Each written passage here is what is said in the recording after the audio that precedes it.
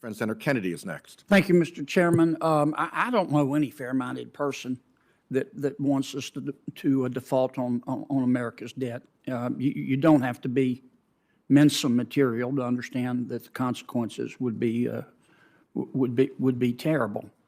And I want to thank President Biden for agreeing to meet with the Speaker. I thought he should have done it sooner. You can only be young once, but you can always be immature. And I thought he was being a trifle immature.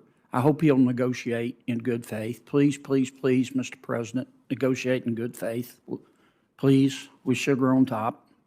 I don't think you want to be responsible for defaulting on America's debt. I believe you're better than that.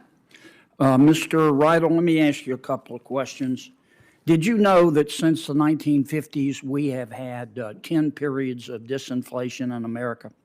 Did you know that? Did not have that exact number, but that makes sense. Okay, and disinflation is when inflation is too high and we have to reduce the rate of growth of inflation.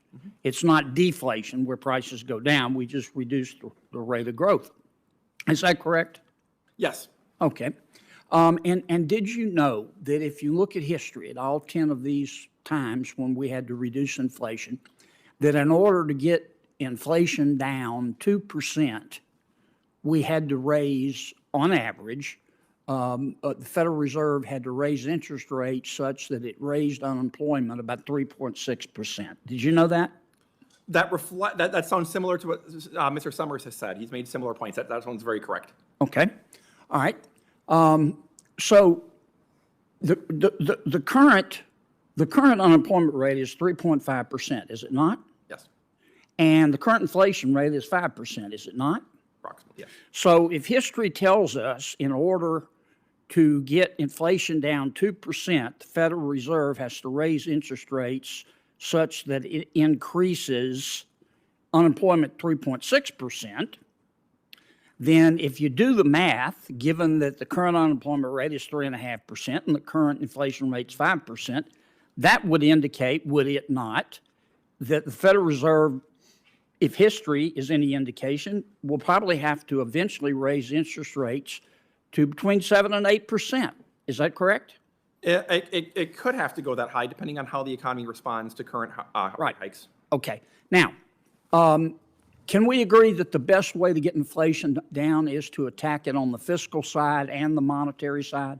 Absolutely. Okay. The Federal We Reserve can has agree one on that? tool, which is We to can agree on wind that? the economy into a recession. Okay, we can agree on that. And when you attack it on the monetary side, the Federal Reserve raises interest rates. It's trying to slow the economy.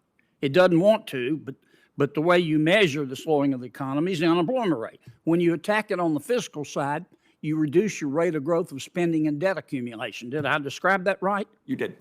So is it not the case that if you vote against slowing the rate of growth of spending and debt accumulation, you're voting to raise interest rates even higher, are you not?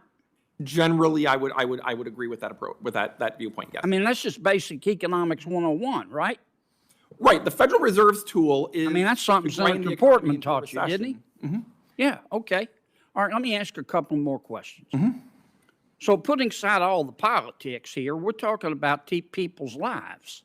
If we don't reduce the rate of growth of spending and debt accumulation, Jay Powell's going to do what he's got to do to get control of inflation. And he's going to keep raising rates. And that's going to put people out of work. He doesn't want that. But if he has to raise rates to between 7 and 8%, then that could put 6, 7, 8 million people out of work.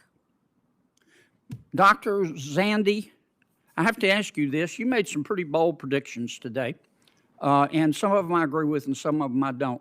But were you at Moody's in the mid-2000s when Moody's graded a lot of these mortgage-backed securities, AAA and A, good as gold, that promptly tanked and almost dragged down the world economy? Were you there then? No, Or was that before your time? It was before my time. I sold my company to Moody's in late '05. I'm glad you missed that. Yeah. If you were there, I hope. Let me ask you. And actually, if you're interested, I can send you a couple studies I did at the Please do. time that you would That'd be find great. very I interesting. wish you'd Moody's had them then. Yeah. Hey, before you click on the next video, if y'all could do me a big favor and hit that like button. The algorithm loves it, and so do I, because it helps promote these videos and get the message out about what our government has been doing. Don't forget to hit that subscribe button and turn on your notifications, because every time I put out a video, you want to know about it, right? Thanks again, and have a good one. See you on the next one. Peace.